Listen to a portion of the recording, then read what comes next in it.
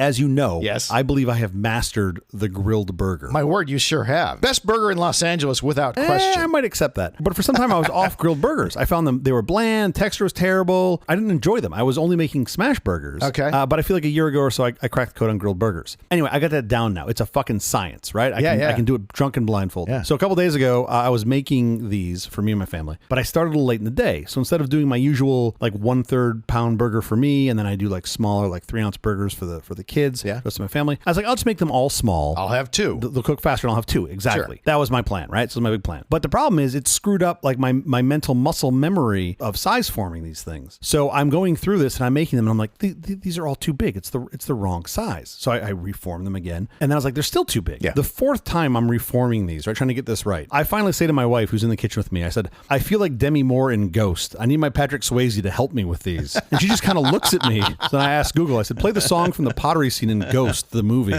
And sure as shit, it played Unchained Melody by the Righteous Brothers right on cue. And then my wife literally looks up at me and she's like, what is wrong with you? As I've got Quiet, please. Unchained Melody playing in the background and I'm forming In 4, me pretending Patrick Swayze's ghost 3, is behind me. 2.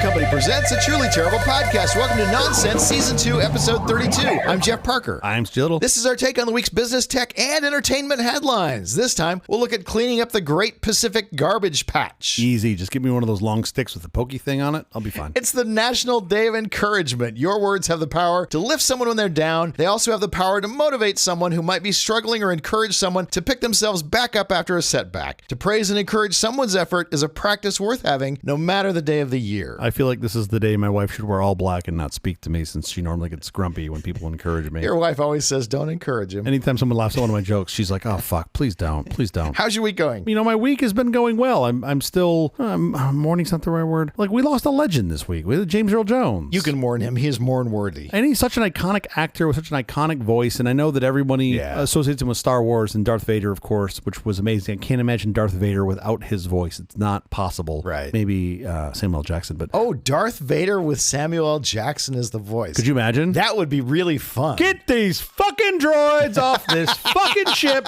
Anyway, I had to do that. But my favorite scene with James Earl Jones was at the end of Sneakers. Do you remember when he was, he was playing the CIA boss man? So great. Oh, man. Yes. And he just gets so annoyed as like they're making these asks. If you folks haven't seen Sneakers, you should watch Sneakers. It's one of my favorite films. I love when James Earl Jones is just getting more and more annoyed at like Dan Aykroyd asks for like a RV with like a burgundy interior. A Winnebago, sorry. Yeah, Winnebago. And River Phoenix has like his ask is like for some chick's phone number that's there with like, it's so good. I'll put a link in the notes to the scene. That whole scene works because James Earl Jones is so believably put out. Yes, exactly. And you can just see his blood pressure rise during this scene. It's just great. He's just so annoyed. And Whistler asked for world peace twice. Yes. It's fantastic. But it did remind me of, I've only had one chance encounter with Mr. Jones, and it was a long time ago. Yeah. I was big surprise. I was late going to my dentist's office in Beverly Hills, and I was running down the stairs as fast as I could because I was already late, and I almost ran right over this old guy. And I stopped like to say, oh, you know, I'm so sorry. And as I look up and I see him, and it's James Earl Jones. And the first thing that flashed into my mind is I looked him dead in the eye, and he's kind of startled, right? Because I was coming down the stairs. You're gonna run over him. And I said, "You are not my father." And then I just kept running down the stairs, and I made like another flight and a half of stairs, and I just heard his laugh, and I was like, he's got such a great laugh. And that iconic baritone laugh. This Yes. belly laugh. Yeah. And I just remember thinking, oh man, I fucking got him. And I just kept going. And like, that was just my one chance encounter with him that I will always remember. It was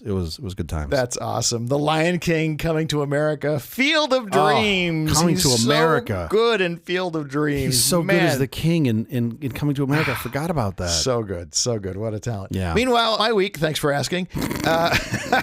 I always forget there's two of us on this show. No, you do. And your name's even in the credits. I still forget it. For those following my home repair saga, the drywall is up and Home Assistant is now off the Raspberry Pi and on a Nook. And more importantly, the temperatures in Los Angeles are bearable again. Yeah, I like this. It gets below 100 and all of a sudden we're like, oh, 97 ain't so bad. Like we're fine at 97, which is literally 20 degrees cooler than it was a week ago. Oh, it's crazy hot. That was just nuts. Yeah, let's not do that again. Let's wait a while. Shall we get to our headlines? Let's do it. Apple's iPhone 16 16 faces rising challenges with AI delay and growing Huawei competition. AI features will arrive on iPhone in beta next month. Well, but they said that at the beginning. At the beginning, they said it was going to be 18.1. This isn't new news. I can't help I that. hate the fact that I feel like I have to defend Apple on this show. I'm the one in most circles. When you're with your friends, you're the one who isn't defending Apple, I am not right? defending Apple, but when I'm with you, I feel like they're the little guy getting picked on. Like this $3 trillion company is getting picked on by you, and I have to like rush to their defense. Needham analyst Laura Martin said in a note, with lots of words like later this year and early next year, the core Apple message for iPhone 16 was, next year will be better. That was specifically around the AI coming later. I think their core message was, I love that they do this every year, it's their best iPhone ever, which, again, to your point, they're not going backwards. Let's live stream next year, and I feel like we should do a shot every time somebody says it's our best blank Something ever. Of course it is. Like we would be hammered by the end of that keynote. By the way, this phone, not as good as the one we had last year, but just wanted to be honest, let you know. We screwed this up. This one 2025, sucks. we kind of fucked up. It's a step back. It's a small step back, but you're going to love it. I promise you're going to love it. Rush right out and get it, please. I mean, they've done some cool stuff. It is incremental. I'm excited. They push a lot of the existing features in their sort of Pro line stuff down stack, which I think is great. Which is great. AirPods got better. The features that were in the Pro a while ago. The iPhone 16 got features that were in the i15 Pro. So generally speaking, I think it makes it a lot better. I think there's some cool stuff in there. Also, fuck you case makers, because now you have to like embed like crystal into your case if you want to use the little slidey touch thing. Oh yeah. I'm pretty sure, at least me, if I order a 16 Pro, which I'm planning to tomorrow, I will be buying the Apple case because I'm pretty sure it's the only one that's going to work for a while. Absolutely magic. It's the best phone they've ever made. I was a little surprised there was no fold phone, but the Google has the fold phone. But I don't love those fold phones. Or I didn't love those fold phones. Until I actually, speaking of Huawei, until I saw Huawei's trifold phone. The Mate XT. Have you seen this thing? Not in real flesh, but it's not a trifold phone. It's a fucking trifold tablet. It's beautiful. Yeah. Oh my word. All those fold phones have 3 screens because they always want to give you a screen for when you have it folded shut. Sure. And the difference is in this one, they actually make that 3rd screen be usable. part of the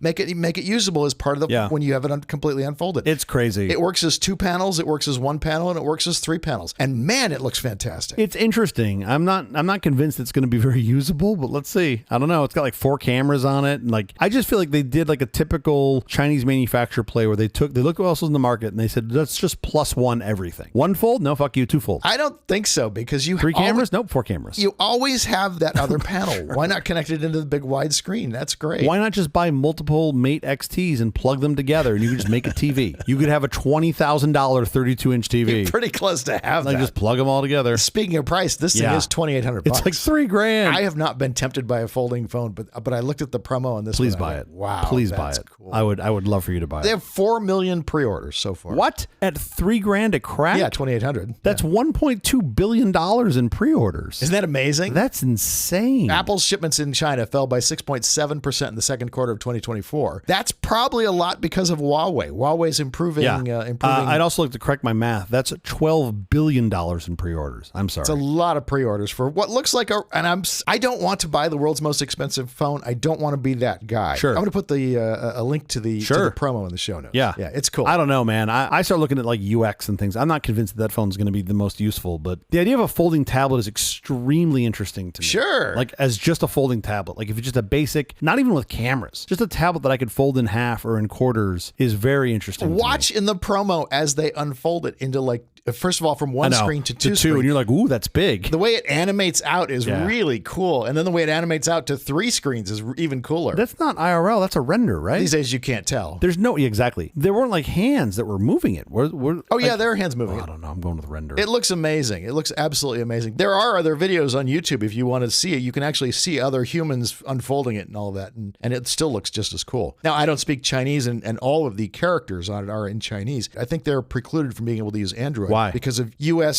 sanctions against technology in China, against Huawei. But whatever OS they have created, it looks really cool. Now, does it have English characters available to it? I don't know. Okay. I'm not going to be able to use the phone if it just is written in Chinese. Yeah. That's useless to me, but it looks really cool. I'm not saying it doesn't work. I'm just like, is this thing durable? Is it going to last 3 years? Who knows if it's durable? Although they showed how the hinge is made. That's crazy. It looks like it's going to last until you die. The hinge is a screen. Oh, it's like, that's nuts. But no, the mechanics behind how the hinge works is really cool. I bet that's okay. Post that. I want to see that. That sounds really neat. We'll post a couple pieces of that just so you can see the Mate Sure. XT from Huawei. You could spend more, but how? Apple and Google's defeats to fuel the EU's crackdown on big tech. EU antitrust chief Margrethe Vestager scored 2 major wins on Tuesday as Europe's top court backed her crackdown against Apple's Irish tax deal and Google's anti-competitive practices in 2 landmark cases. The European Union Commission in 2016 ordered Apple to pay 13 billion euros, $14.4 billion in back taxes to Ireland, saying the iPhone maker benefited from 2 Irish tax rulings for over 2 decades that artificially reduced its tax burden to as low as 1/5000% in 2014. The Luxembourg-based Court of Justice of the European Union sided with Vestager. The court also threw out Alphabet's unit Google's appeal against a 2.4 billion euro fine levied by Vestager 7 years ago, the first of a trio of hefty fines meted out to the company for various anti-competitive practices. Yep. So we don't want your business in Europe. Just go keep taking advantage of the Americans, I think is really what they're saying. They are charging Apple $14.4 billion. They're used to paying $500 million in taxes. I'd like to understand this particular, they didn't call it a loophole. They called it like there was some tax ruling. And I really would like to know more about it. I have to dig into this deeper to understand better how this was like. Was this just Irish taxes? Like, did Tim just like go walk into an H&R Block and was like, hey, I got to do my corporate taxes. And he's like, oh, I think it's 0.1%. And Tim's like, look again. And he's like, oh, 0.05. Oh, that's better.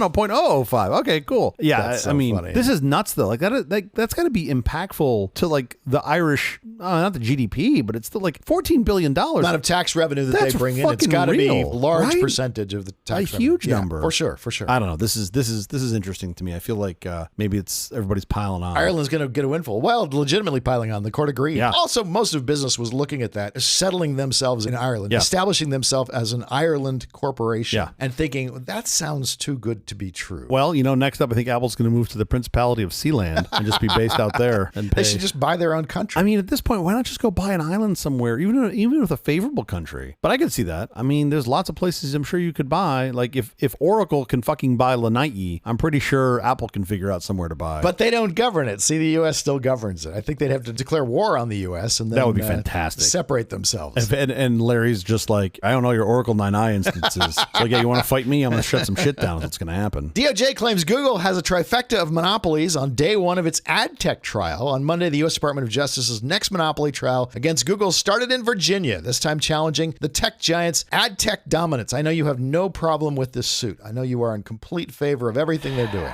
I don't know. I'm not a fan of monopolies. I'm a fan of what is best for the consumer and what is ultimately best for the small businesses. I want everybody to win as best we can. I still don't think that breaking up Google, I'm not saying that's what's going to happen here, but that seems to be the path they're going down, is what's going to be best for really anybody. Yeah. There are plenty of other ad providers that you can use. There really aren't. Well, Even in the suit was brought by Gannett, the newspaper chain. Yeah. Even in the suit says they can't give up Google. They cannot get that huge stable of advertisers that Google brings to the ad exchange. Well, yeah, so this is interesting. So they had a Gannett. Literally saying they have no option. Well, no, they do. This is the thing that really pisses me off. They had a Gannett executive who said something like, quote, it feels like it has no choice but to continue to use Google's ad tech products, even though the company keeps 20 cents on the dollar from every ad purchase. Yeah. My read on that statement is that he's bitching about the percentage of dollars that are kept. He's bitching about the amount. That's always the tell in court cases about monopolies. How much are they able to have pricing power? So what should that number be? I don't know. Obviously, Gannett thinks it should be under 20%. You think it should be under 90%. I would say less than 90% I would accept. 92% maybe. Yeah, is that right? 20% doesn't seem unreasonable. Like if you really want to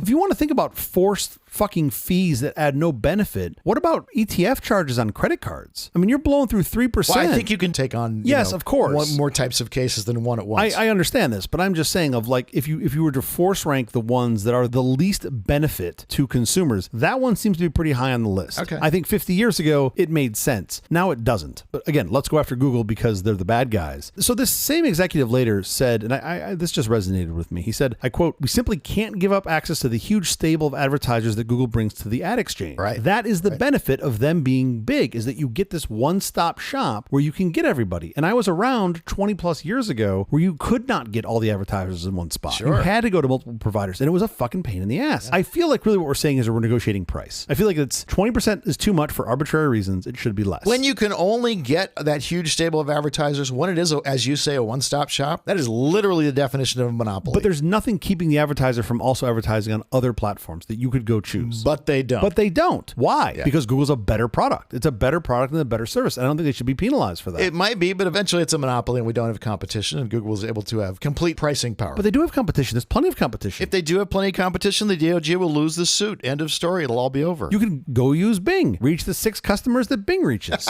Those people don't use Google. Okay, enough of the headlines. Up next, we're going to talk about how cheap the cleanup of the Great Pacific Garbage Patch could be. Are they going to have like a boat with a big arm on it? Like when it comes to my house and just goes out and just picks it up and dumps it into the boat? Like, Boats full of children with grabber nabbers, I think is all they need. oh, that's a great idea. Yeah. Although I do not want to have to manage the mess hall in that place. No. Could you imagine? Come on, let's go. Mac and cheese for days.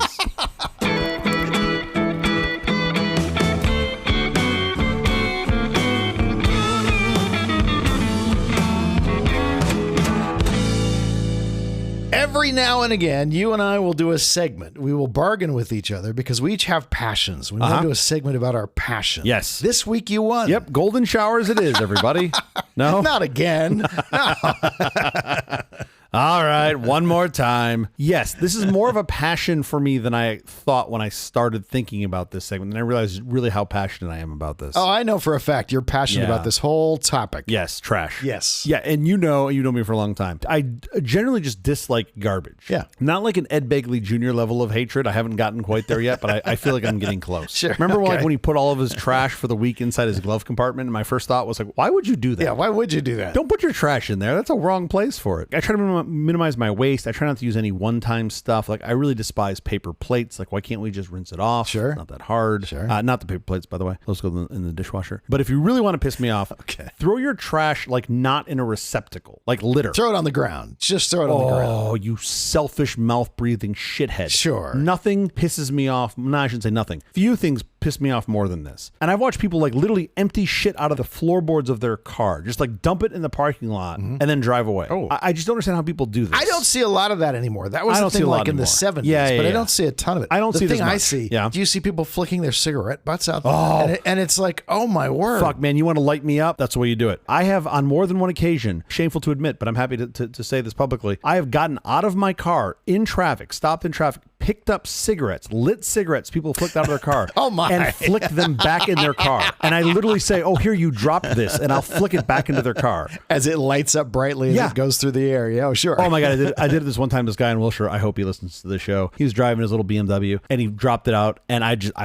had it. This is 20 years ago. I got out, I picked it up, and I was like, here, man, you dropped this, and I flicked it right back in his car. And his girlfriend thought it was the funniest thing in the world. It is pretty funny. Because I'm sure she'd been giving him shit about doing this for years. Yeah. And he went bananas. And I was like, course he what? did. You dropped it? I was just picking it up for you. It's a lit cigarette. It's a little piece of fire. I was driving once with a friend who used to do this, and I used to give him a rash of shit. And he got pulled over by the cops when I was following him. I pulled over behind him, and the cop was talking to him. I was like, I don't want to get pulled over for it. And then I was like, oh, it's for the fucking cigarette. And I got out and I told him, and I was like, he does that shit all the time. I literally yelled it at him, and he just wrote him up, and he's like, why you have to be a dick? I'm like, stop driving your fucking cigarette butts out the window, Right. and I won't be a dick. So I'm just not a fan of trash at large, but especially not litter. And this topic today kind of straddles both. Okay. And I would like to point out, though, that I don't think all trash is bad. There's one specific set of trash that I find quite endearing. The only trash I've ever truly liked is Marjorie the Trash Heap. Do you remember Marjorie the Trash Heap? I don't know what that is. It was the Oracle on Fraggle Rock. Oh. She was the sentient big pile of trash that knows all and sees all, right? No? Okay, sure. She would like Okay. dispense like advice and wise sayings. And it kind of made sense because she once said that, in fact, she knows all because she is all. She's orange peels, I'm coffee grounds, sure, I'm sure. wisdom. I found this in doing research for this bit. This I did not know. According to the presentation booklet used to pitch the series, Marjorie's pronouncements were, quote, sound a little like Dear Abby on a bad day, which I thought was fantastic. I miss the trash heap. Sweden has a mountain that they can ski on. Yeah. And they refer to it. It's a pile of garbage. Pile of trash. And you think they're saying it derisively about the ski slope. Yeah. No, they actually made it out of a pile of trash. It's actually a pile of garbage. Literally a pile of garbage. Did it come like flat packed in a box and then to assemble it. Yes, everything in Sweden came flat packed. So anyway, so today I want to talk about something way less sentient than Marjorie, and this is the Pacific Trash Vortex, or as you or an average hater of trash may know it, the Great Pacific Garbage Patch. Yes. Right? You know about this thing? It's between California and Hawaii. It's this massive amount of plastic and floating garbage. Well, okay, you're partially right. Yeah. Part of it is between California and Hawaii. Oh, there's more. There's more. Of course there is. Yeah, it's grown. For those that don't know, the Great Pacific Garbage Patch was discovered around 1997 by this guy Charles Moore. He was a yachtsman. He was coming back from Hawaii. He had been doing like a yacht race in Hawaii and was coming back to LA and noticed that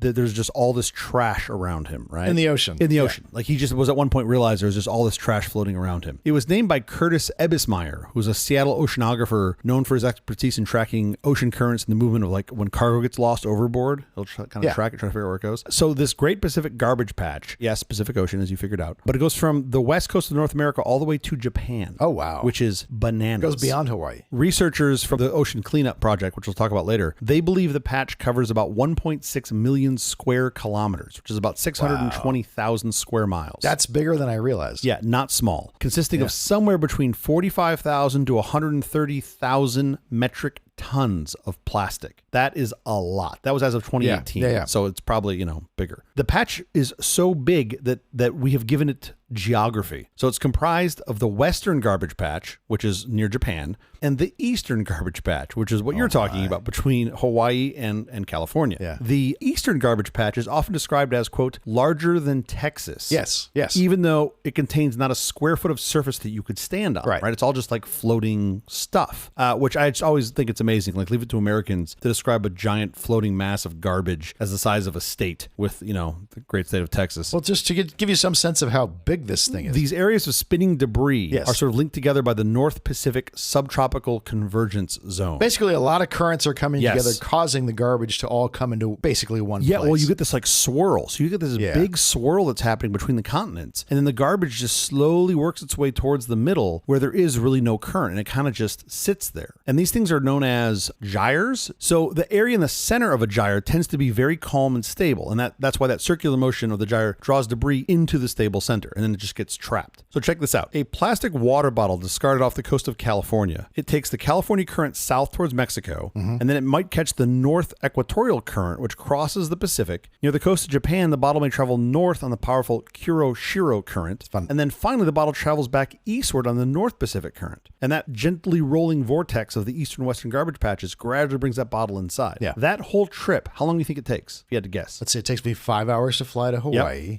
So carry the one. It takes about 6 years, which is kind of impressive, right? Like, that is message in the bottle, not terribly long. Yeah. And research has generally indicated that the patch is rapidly accumulating. It's believed to have increased roughly tenfold each decade since 1945. Were we using a lot of plastic in 1945? It wasn't zero. We're going to come up with this. I've got some numbers on this I think are kind of interesting. But like basically, if you think about this bottle, it's like the trash in the Great Pacific Garbage Patch is booked on like a long, never-ending Disney cruise of trash, just like a death spiral. Well, the problem is with each year it's out there, the more it breaks apart. Yeah. And the more it breaks apart, the harder and harder it gets to clean up. Yeah. If you think about garbage patch, I mentioned this earlier, it's not like a island of trash floating in the ocean you can walk on. In reality, the patches are almost entirely made up of these tiny bits of plastic called microplastics. That's what Jeff was just talking about. And these microplastics can't always even be seen by the naked eye. Also, contrary to popular belief, you cannot see the patch from space. Even satellite imagery doesn't show a giant patch of garbage. And that's mainly because of the microplastics. So when I'm ordering tuna tartare, don't think about it. Right? No. It's full of microplastics. Yep. It's got to be. Which means you are. Which means now I am. Yep. Full of Preserved from the inside. Okay. That's how I like to think of it. Fantastic. The microplastics of the Great Pacific Garbage Patch, they basically make the water look like a cloudy soup. Which is super fucking gross. Just think about how hard that is to get out. Okay, so now what's in it? Plastics make up the majority of the marine debris for two reasons. It's durable, low cost, and its malleability mean that it's being used more and more in consumer industrial products.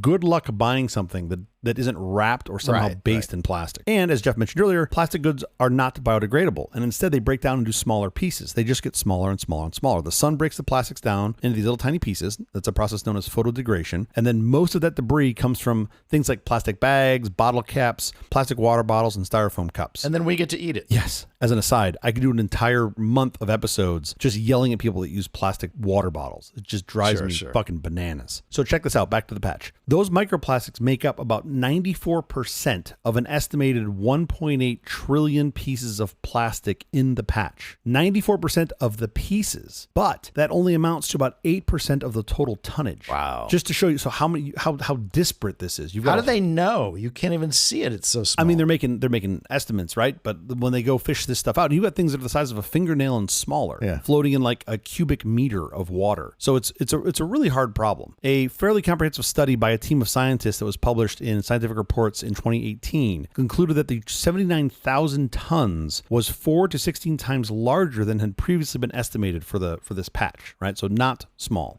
Here's what's nuts. They also found that fishing nets accounted for 46% of the trash by weight, with the majority of the rest composed of other fishing industrial gear, ropes. Are fishing nets made of plastic? Well, yeah, all sorts of random stuff, but here's the thing. Nylon, or what are they made of? The shit that floats is going to be made of plastic. Yeah. Because a lot of it sinks, and we don't really see or talk about that. Well, so what's below it? What's sank that's below it? Well, we don't even really know. You're talking like, remember we went and tried to find the MH370, and that was a giant piece of metal that landed in the ocean. How the fuck are you going to find trash down at the bottom of the ocean? Right? Good luck. The belief is that most of this fishing gear that they're finding has been discarded either because of inclement weather and or illegal fishing. Tangled or lost. I mean, stuff happens, sure. Yeah. How much of it is bobbers? Most of them are bobbers, just out there hanging out. Because that's plastic. And the fish are getting immune to it. They're just like going by and be like, I'm not falling for this shit again. About 20% of the debris they estimate is from the 2011 Japanese tsunami, which is also kind of bananas, right? I mean, that's a lot. It's like a third of what's out there of this fishing gear. It probably just pulled garbage dumps right back out into the ocean that were on land. A report from Britain's Foresight Future of the Sea found plastic pollution in the ocean could triple by 2050 unless a major response is mounted to prevent plastic from reaching the ocean. It's a real problem. Especially since I like to eat fish. Yeah. And I don't like it seasoned with plastic. The study included 2 aerial surveys in October of 2016 that took about 7,000 images and 650 ocean surface trawls by 18 different vessels across 3 months during the same time period. Those trawls really helped fill in the story, and this is pretty nuts. They had 50 plastic items that were collected that had a readable production date. Oh, wow. Yeah, right? 1 from 1977, 7 from 1980s, 17 from the 90s, 24 from the 2000s, and 1 from 2010. So mixed bag, obviously. They found that about 386 objects had recognizable words or sentences in 9 different languages. Can I stop though? Yeah. You only had 1 in 2010. Yeah. Does that mean it just hadn't made its 6-year journey yet? Or does that mean we actually reduced the amount of plastic we're dumping into the ocean? First of all, the survey was done in 2016, so you're only halfway through the decade. So it hadn't made its journey. It hadn't made the 6-year journey to get where it needed to be. I also don't think people are just making plastics, dumping them directly in the ocean. I think they use them for a little while and then they work their way into the ocean. But I don't know. So the 380 or so objects that had writing on them, a third of them were Japanese, another third were Chinese, which is now kind of crazy. Well, I was just going to say, does that mean they come from China or Japan? Because we have tons of things in this country that come from China and Japan. Not necessarily. Yeah. The country of production was readable on 41 objects, and that showed they were manufactured in 12 different nations. So kind of all over the place. Okay. But those are very small subsets, right? From what I think that just tries to give you a general idea of the problem that's there. And as I mentioned earlier, oceanographers and ecologists recently discovered that about 70% of marine debris actually sinks to the bottom of the ocean. But is that plastic? Is that stuff that doesn't biodegrade? Is the stuff that sinks, it's okay that it sinks because it falls apart? Unclear.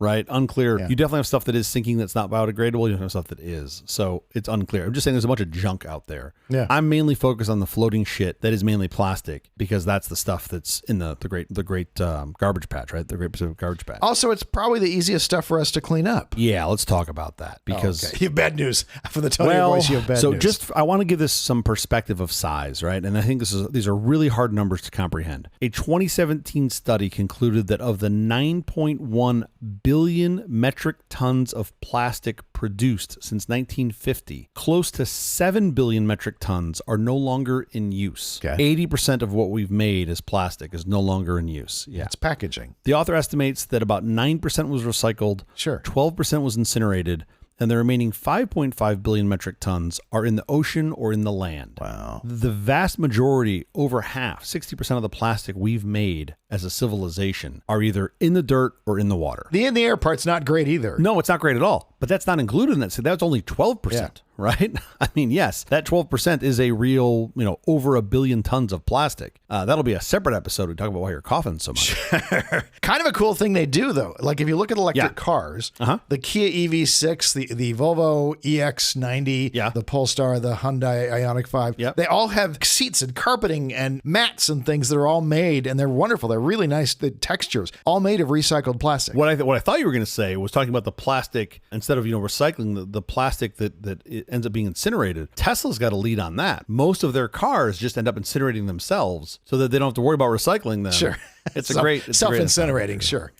Leon's gonna sue us at some point, isn't he? Might. Here's the thing, you're alluding to this. Marine debris is harmful to marine life and to us. Yeah. So anything that lives or travels through this gyre, for example, not gonna do well. So loggerhead sea turtles often mistake plastic bags for jellies, their favorite food. Albatrosses mistake plastic resin pellets for fish eggs and then feed them to their chicks, which die of starvation or ruptured organs. Oh. So that's great. Seals and other marine mammals are especially at risk. They can get entangled in those abandoned plastic fishing nets. Yeah. And they often drown in those forgotten nets, right? A phenomenon that has a name. It's called ghost fishing. Wow. Which is just beyond me. Yeah. And then you can also disturb the food web. So those microplastics and other trash collected on or near the surface of the ocean, they block sunlight from reaching the plankton and algae below. Of course. That algae and plankton are the most common autotrophs or producers of marine food in the sort of marine food web. Sure. And they can produce their own nutrients from carbon and sunlight. As you threaten those, the entire food web may change. Animals that feed on algae and plankton, such as fish, turtles, they're going to have less food. If those populations decrease,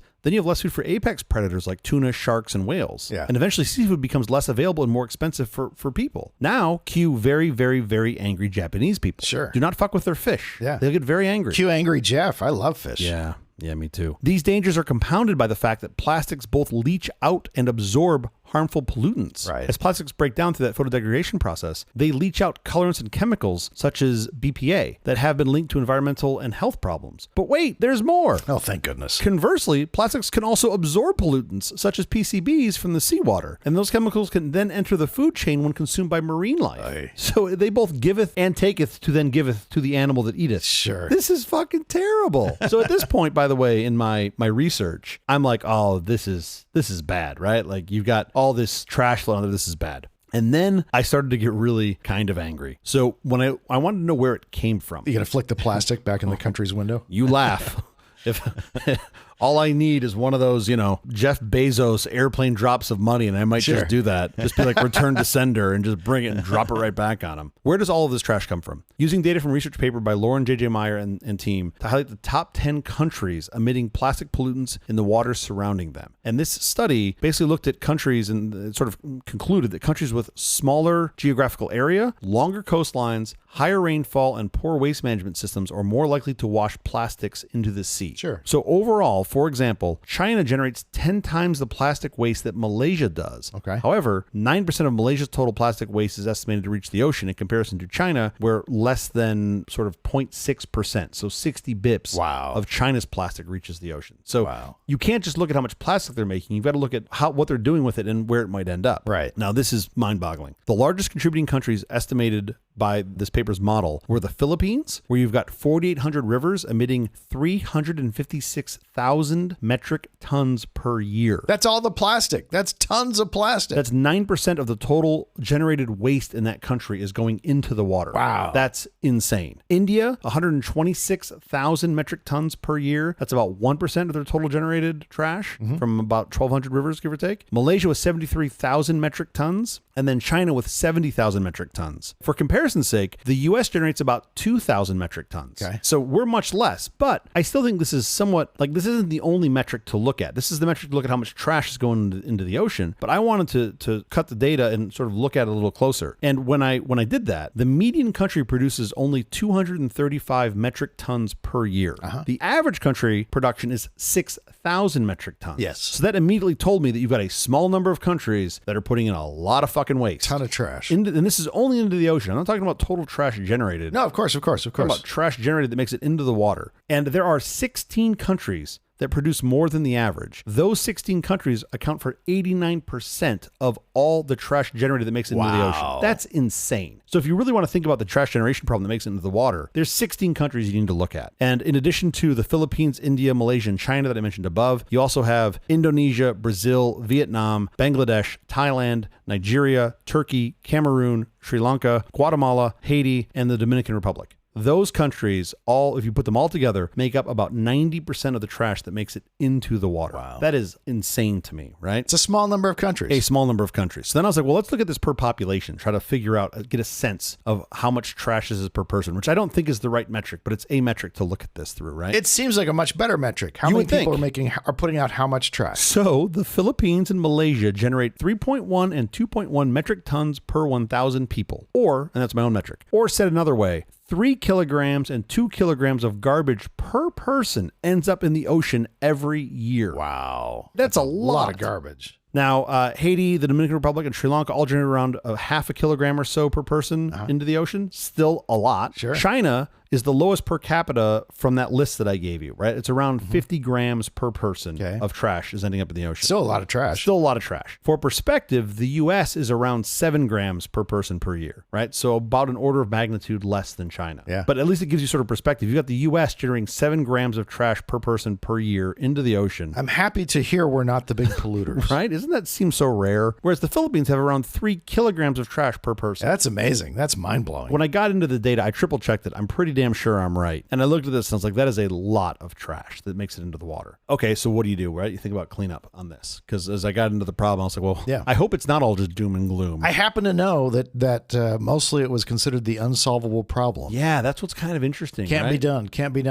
until a teenager came along. Yeah. As Jeff was just saying, right? While there are many individuals and international organizations dedicated to preventing the patch from growing, no nation has been willing to take responsibility or provide the funding to clean it up. I think, likely it's because the Great Pacific Garbage Patch is so far away from many countries' coastline. Yeah. It's like, well, not my problem, right? I don't see it every day. To me, at least, when it's not clear who should do something, in my world, I suspect the answer is everyone.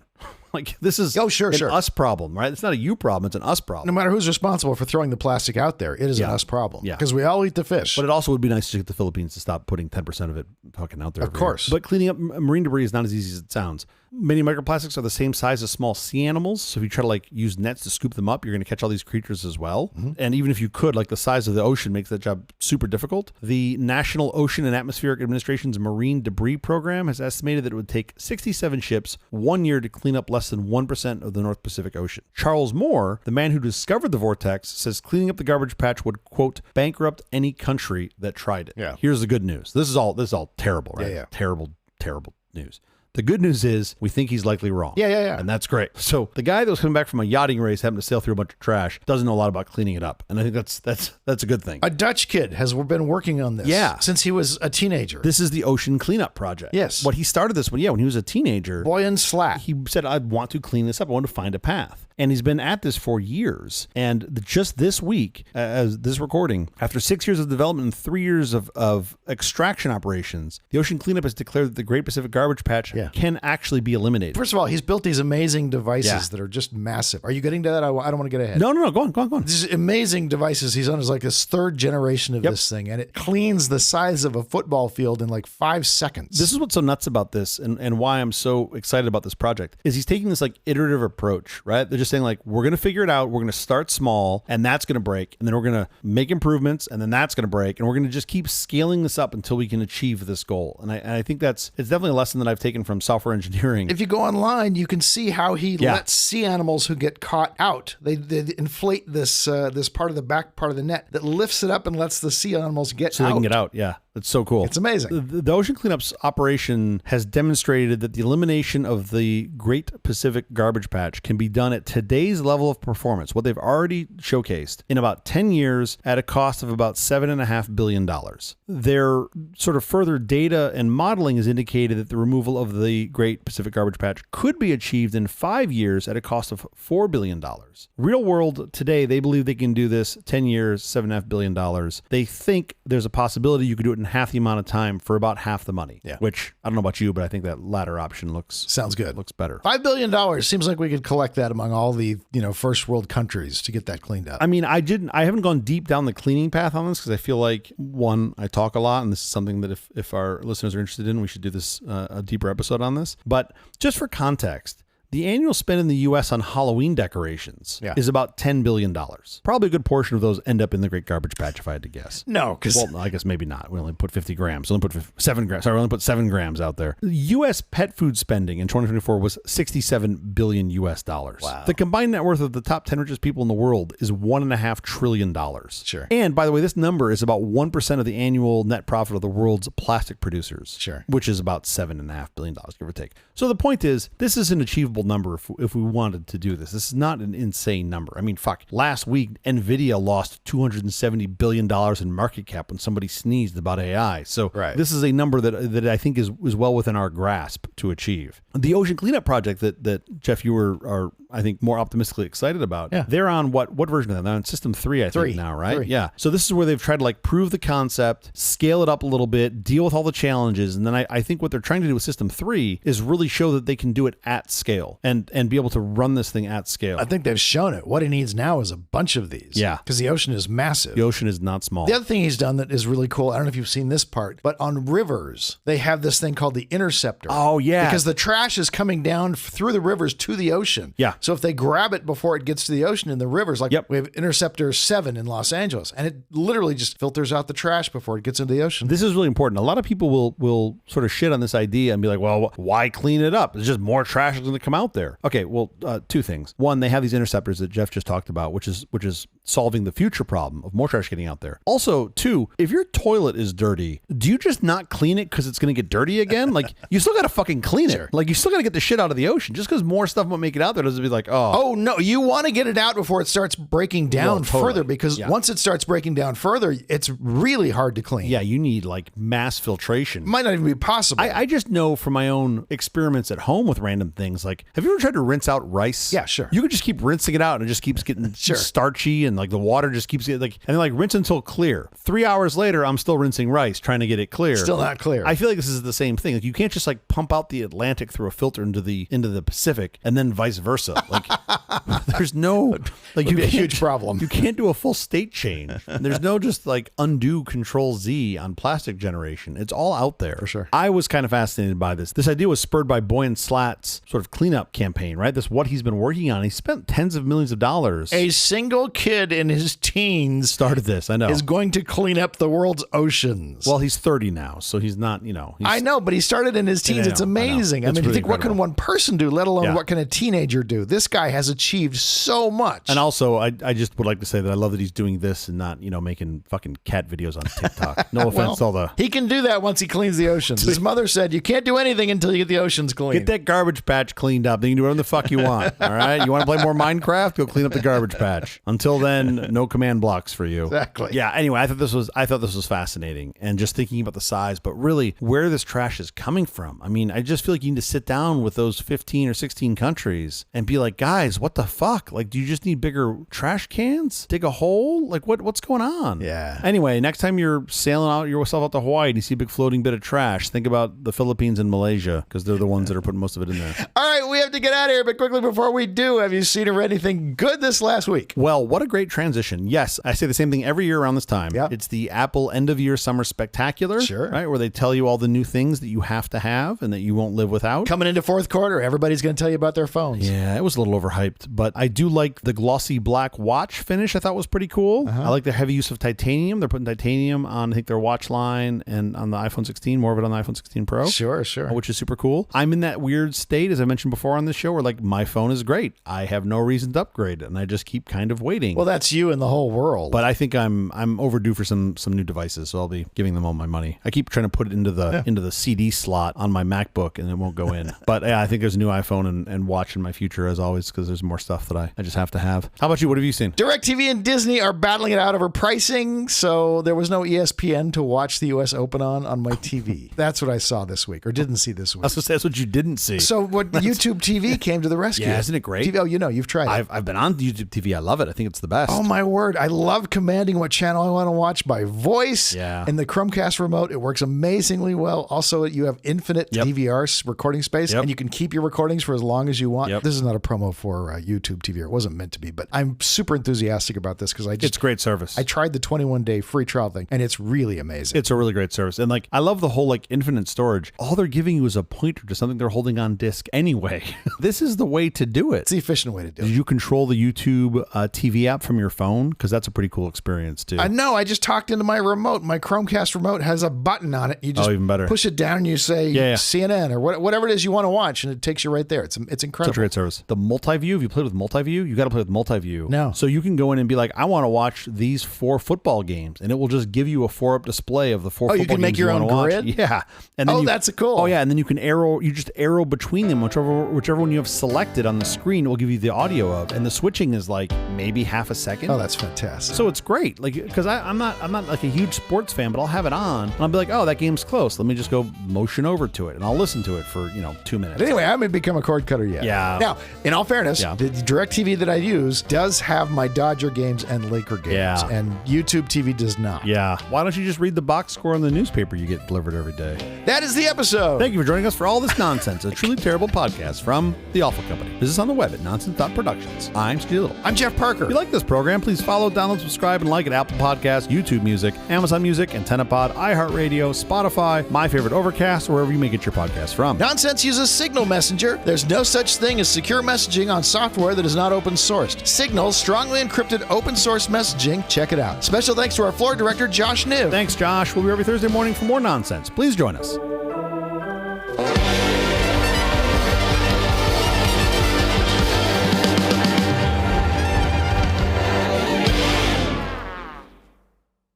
However, we think you're really going to like it because we use titanium. We used iron. It's slower, heavier, it rusts. It's made out of iron.